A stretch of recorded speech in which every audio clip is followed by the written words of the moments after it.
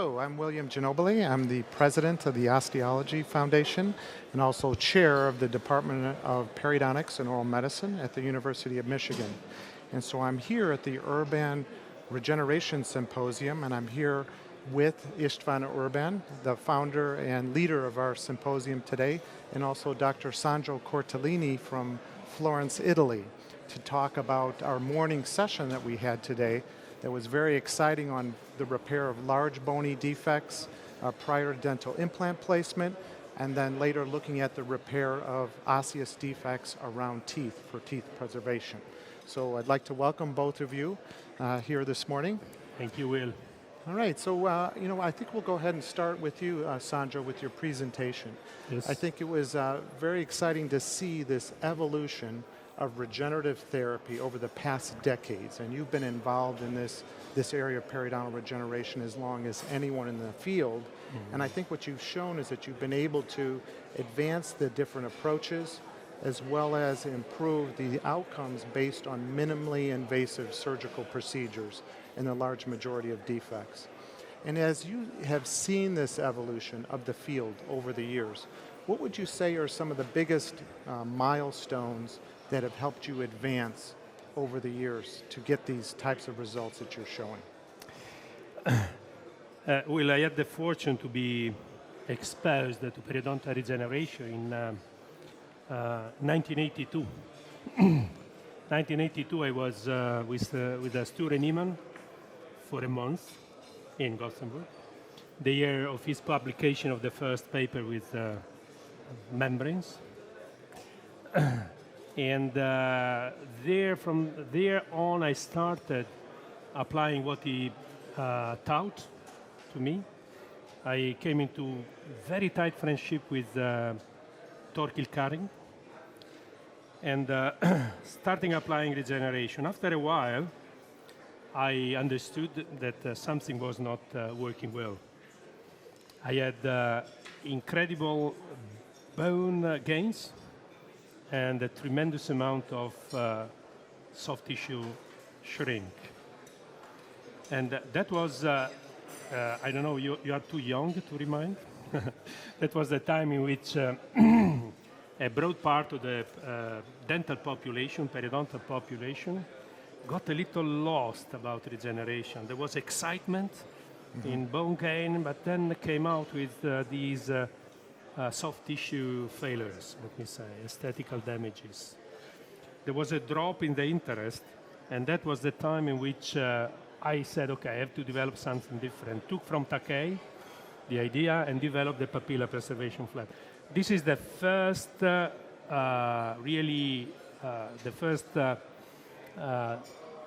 time in which we had an increase in outcomes, both in terms of clinical attachment level gain and reduction of the gingival shrink by preserving soft tissues. So 1991, 1995, that was the time in which my performance got up steep. Then I had a second time in which I adopted the surgical microscope. And after the adoption of that microscope and applying minimal invasive surgery, I saw my outcomes increasing again. A little slower, was not a slope, was a light slope going up, until the very severe defects in which bone gain and clear attachment level gain is enormous because we start from enormous defects. Okay, and as you were talking about the importance of the soft tissue, I think it was valuable in this morning's session. Yeah. You were talking about wound stabilization, soft tissue closure, being able to get it even more precisely with the microscope, whereas Istvan, you were showing in very advanced cases, the wound closure is also a critical component, and the suturing techniques, the 2 layers of sutures to prevent that wound reopening, because this seems to be a critical factor around both teeth and in regenerating bone. As it relates to this wound stability, are there any other comments that you would like to make about this, Istvan? I think I just was listening to you, and basically, I think what we have found in our our review paper in vertical reaugmentation, when we sub-analyzed the data and we looked at the amount of complications with different techniques, and we realized that, for example, we were expecting that we're going to see more complications with non-resorbable membranes related to vertical reaugmentation than resorbable membranes. And it was the opposite. And then you know the authors. And then you start to look at the authors and say, okay, well, this guy, actually, it was the non-resorbable group which was much more successful because, Professor Simeon and Tinti and Jovanovic and, people who had a lot of experience. So basically, what you're saying also, that you improve your technique, and that improved your outcomes. So I think the surgical technique and the wound stability and the closure is very, very important. Of course, this is two different approaches in terms of like saving teeth, and you're not doing like these huge flaps we have to do in vertical reaugmentation, but the goal is that we want to have a good closure and a very stable wound.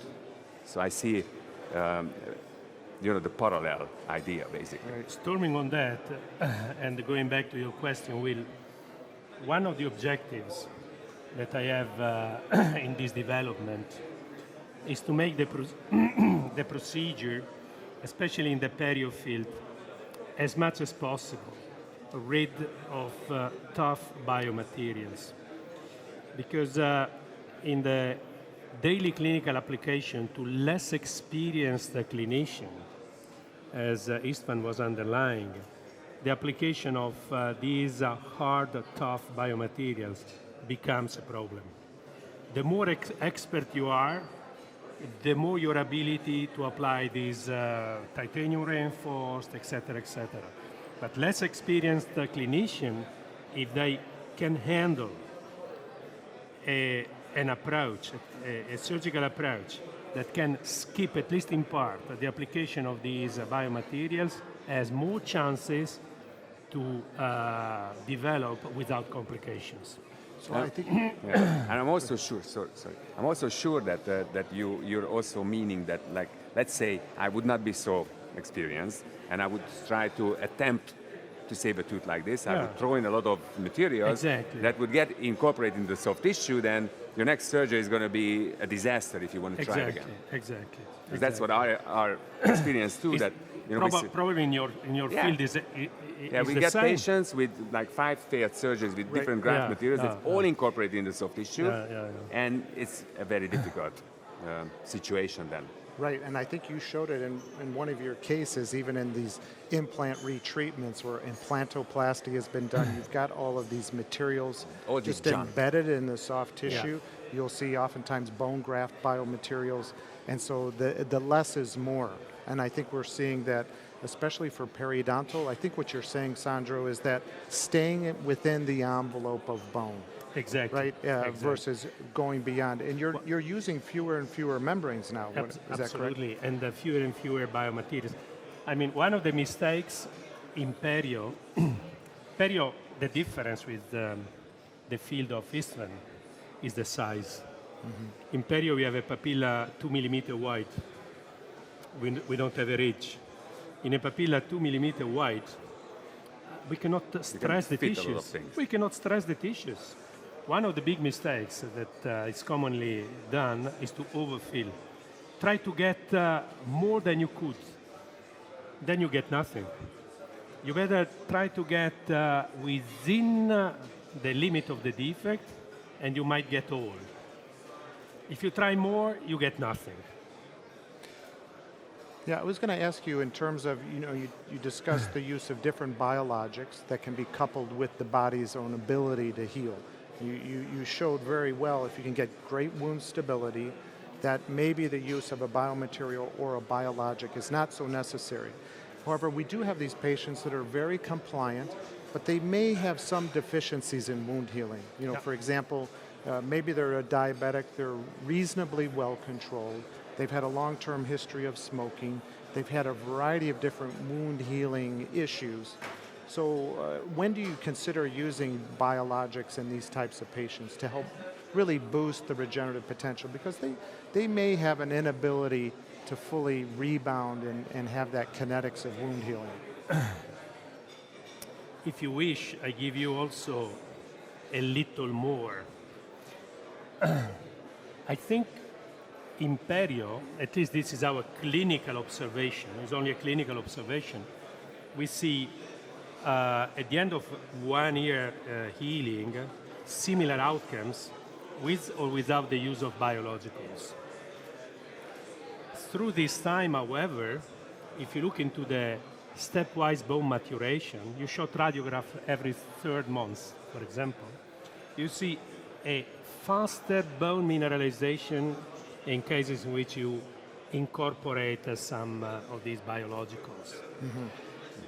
At the end it's the same, but for the maturation period, especially the early one, I believe is a big advantage because we are shortening the phase in which the patient is handicapped by the post-op period.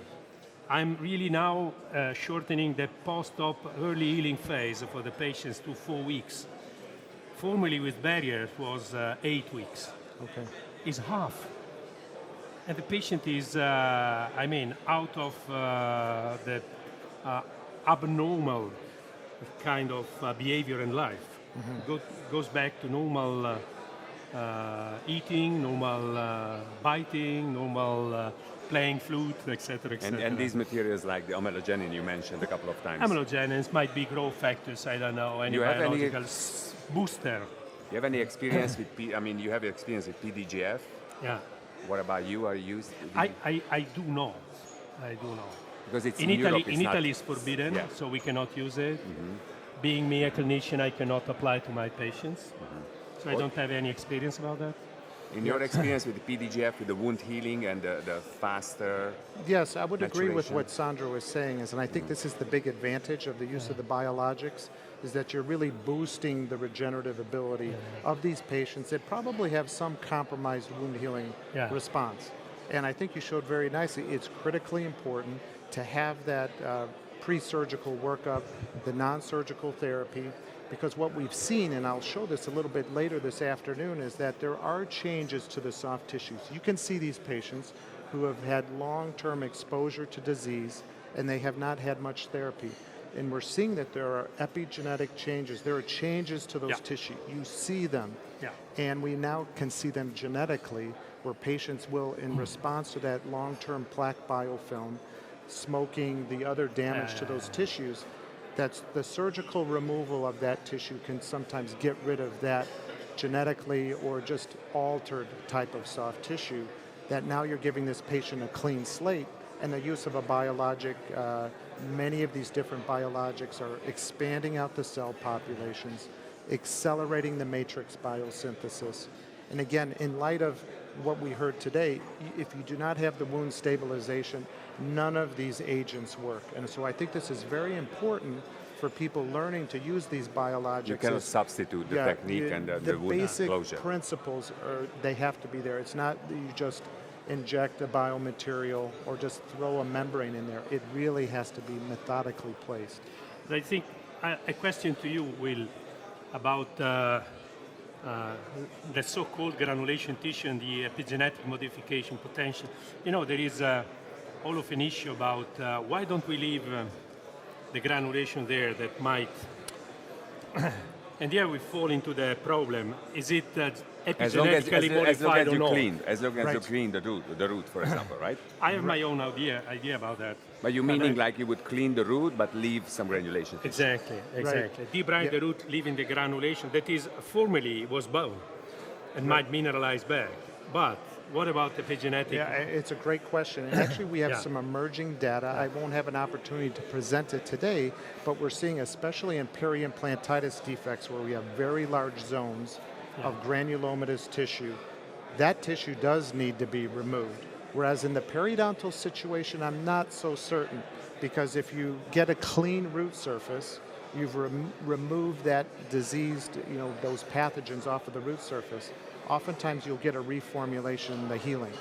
One of the things that we have done is we've looked at a regenerative study of patients who had periimplantitis defects, and then we evaluated that granulation tissue, and then we're able to measure all of the immune cells and the epigenetic changes in the microbiota.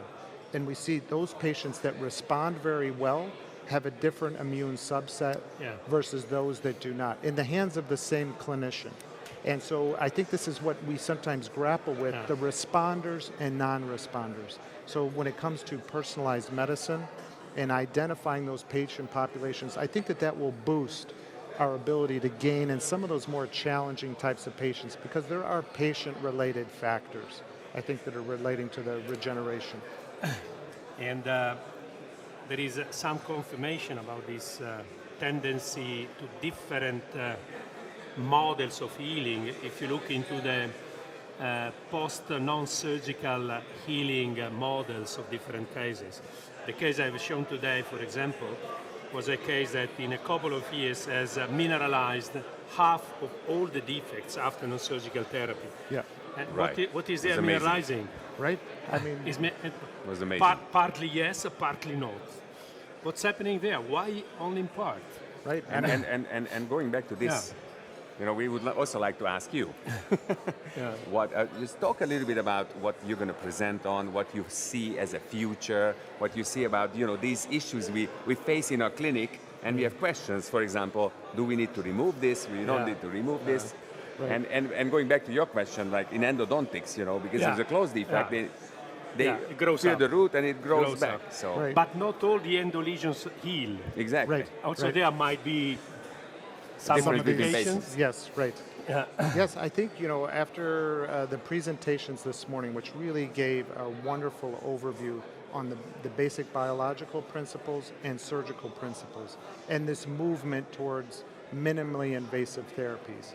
Now we couple with us these great advances in tissue engineering, regenerative medicine that can really couple with these different clinical approaches we have. So I will talk about advances in cell therapies, the use of biologics, and the use of 3D printing and other types of approaches that can be used to help reconstruct these tissues. So when it comes to stem cell biology, of course, the autogenous bone graft, that's a beautiful stem cell source, right? When you harvest autogenous bone, it's enriched with the patient's own cell populations. It's the challenge when we have these very large defects, or in the patient that has some limitations in their wound healing capabilities. And so that's one of the aspects that I will be talking about in my presentation, is how do we better understand those, what we call now precision medicine, and how we can really treat at the individual patient level, not just the clinical characteristics, but also looking at their phenotype and their genotype. And so I'll give some early stage evaluations there. We still have a way to go, but it's a very exciting Sounds area. amazing. Yeah. Nice. What about, let's say for me as a clinician, I'm wondering, when do you think, okay, you are talking about your scaffolds and things like that, printed scaffolds. Right. When do you think I will be moving from where I am today in terms of biomaterials? Let's say, imagine like a big vertical defect. When do you think I'm going to be realistically doing non-autogenous tissue, no membrane, everything will resorb and reconstruct the bone? And when do you think I will maybe even do this without, opening the flap and having the flap closed so nicely as we do today? Just Right. like maybe open, put it in, and leave it to granulate in, or something very easy, simple. Yes, this is something that we're looking towards the future, and everything is always 5 or 10 years away, right? It's always fine. But I think that we've had so many advances in the materials, and I think as Sandro showed in his presentation, you don't want the material to get in the way of the regeneration. Exactly. And that is the challenge that we have today, is that sometimes the materials stay too long, or they're not cooperating with the regenerated tissue. So now what we're looking at is, with these advances in biomedical imaging, we're able to get a very good 3D assessment, and we're getting lower radiation doses. These are not as invasive types of approaches. We can even use ultrasonography or other 3D imaging. We may be able to now use these materials. We have more rapidly bioresorbing materials, and you've got a 3D printed defect. We have 3D printers now that are available in the office, right? We have provisionals, surgical guides that are made by 3D printing. We should be able to have these 3D printed You mean the materials. scaffold? These Like a scaffolds. scaffold. Right, the scaffold biomaterials. that have a greater porosity. Again, if they're, and I'll show a clinical case where it was probably not porous enough, but if we can make them where they're porous to allow that vascular invasion, just like what you showed with the porous membranes, that's allowing the periosteum to communicate with the rest of the defect. So if we can develop materials that you could potentially 3D print, and you'd be able to even take a defect like what Sandro had, instead of doing these huge flaps, which you have to do right now, you might be able to just slip in the scaffold, because that, if the scaffold without fits any perfect, cell, or you just is just going to use the host cells? well, maybe you'll have something that will bring the cells in. Yeah. We always the think that host, we have right? to transplant, but that's a cumbersome approach, right? The We cells don't- are already there. The best would be to have a signal. signal the host. There's a signal on the scaffold. You can bioprint them onto the surface, and that will tell the cells, come in here. Because right now, some of the polymeric materials, they don't encourage cells. So we really have, our bone ceramics, xenografts. These materials do attract cells to attach, grow, and proliferate. So if we can have smarter materials that fit in the defects very precisely, and we don't have to pack them around, and there's not a movement, right? When you see bone graft biomaterials slipping away into the outside of the defect, this is when we start to run into problems. But So where this- are we today in terms of today what I can Yes. print, and what do you think in 5 years what I can print? Yeah, I think we have it available. What we really need right now are the clinical studies, and there's the regulatory limitations. I think that we have much of the capability right now. I'm not avoiding your question in terms of when will you have it in your clinic, but I think some of the early adopters will have this available clinically in the next 5 years. We have it, it's just, it depends on the regulatory approval strategy on how these get approved. If it's a pure biomaterial, that will be easier to implement into the clinic. And these were versus, tested preclinically already? Yes. So Yes. that is you just waiting for the human study. Right, and then we need the talented clinicians to do the first stage clinical trials to see, how do they perform. So we have what are the technology that has to be applied. Right. That's amazing. Now, I also have, I'm sure, you also asked about biologics. So, I'm very interested in the currently available biologics, mostly in the United States.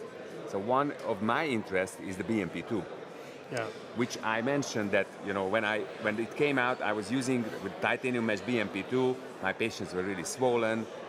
It was very expensive. I felt that I overdosed them.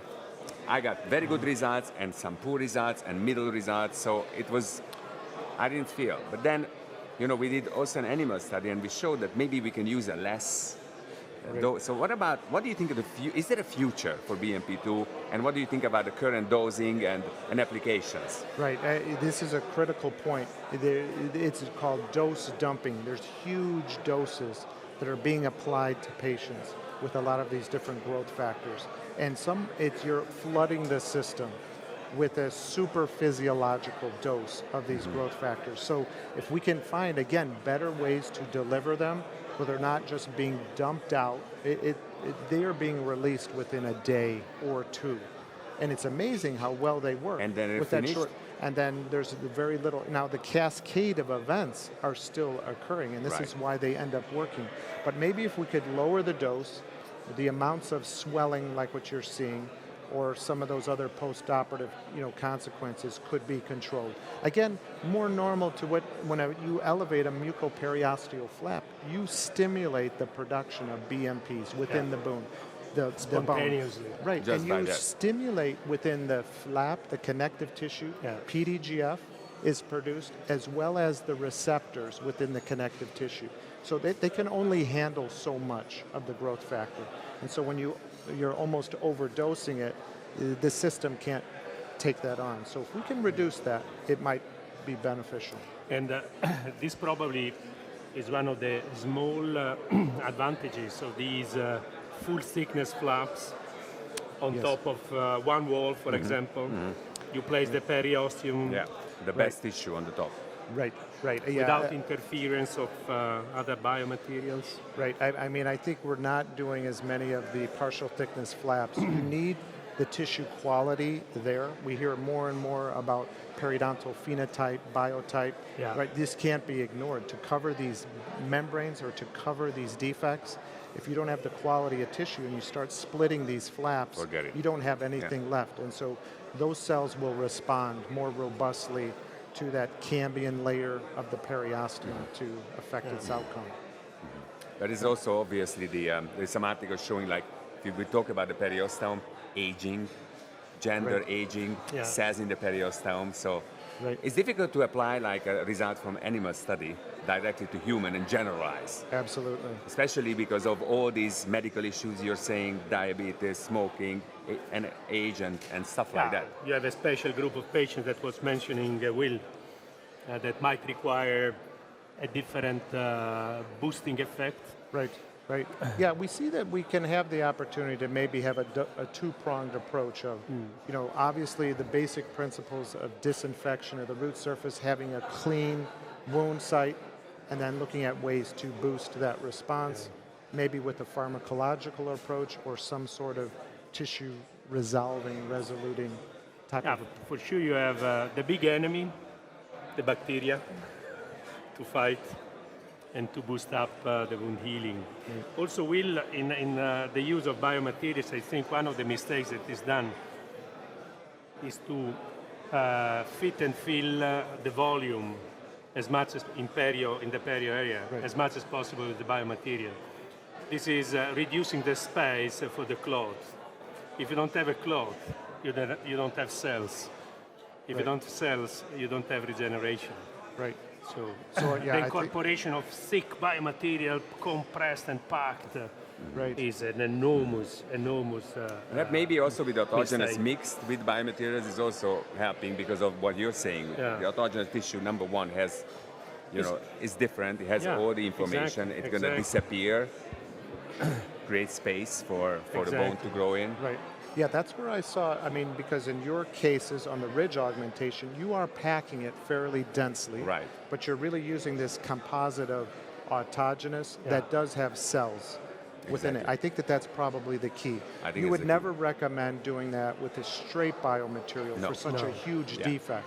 And so in the periodontal defects, I completely agree with you. You have to have the space, Right. depending on the porosity and the particle size of those scaffolds to allow the cell, the vascular invasion, right? If you don't get the blood supply in Exactly. the cells, it will not survive, And they would love a scaffold, right? an empty one. Yeah. Yeah. And that's what that's what the idea was behind Yeah. also for us, to put holes into membranes. I mean, because the membrane was imported to guided bone regeneration from guided tissue regeneration, which obviously today is not really using the membranes so much as, I'm not using at all. okay? But under the membranes, when we use the membranes, was a scaffold creating a space, and the regeneration occurred in a fantastic way. Welcome something more modern and more friendly to fit in. Right. We'll make the same concept, huh? Right. A very Yeah. similar concept. I mean, membranes, how they advance the field is they created wound stability. You see this in the large defects, right? You would not be able to get that regeneration without the barrier. Yeah, so In the basically that's perio, what I'm it's saying the also. flap, right? Yeah. But it's not necessarily, to me the barrier 20 years ago was like exclude. Today the Right. barrier Yeah, for no. me, stabilize. To keep and in. communicate. To I keep want a in, smart yeah. membrane like a smartphone. Yeah, To of course. talk to the cells around. Right.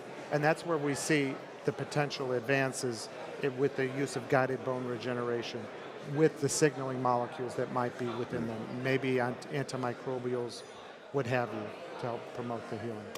Okay. Very good. All right. Well, again, I'd like to thank you, Professor Cortellini, Professor Urban, Thank you so much for being your here. time Thank today. you, Istvan. It's Thank fantastic. you for this beautiful, It's fantastic. really setting, enormous amount of incredible success. Thank you, Will. Okay, my pleasure. Really. Thank you so much. Will. Okay, thank you. Thank you. We'd like to thank all the viewers Yeah. for joining us today, and we Bye. hope you enjoy more of the Urban Symposium.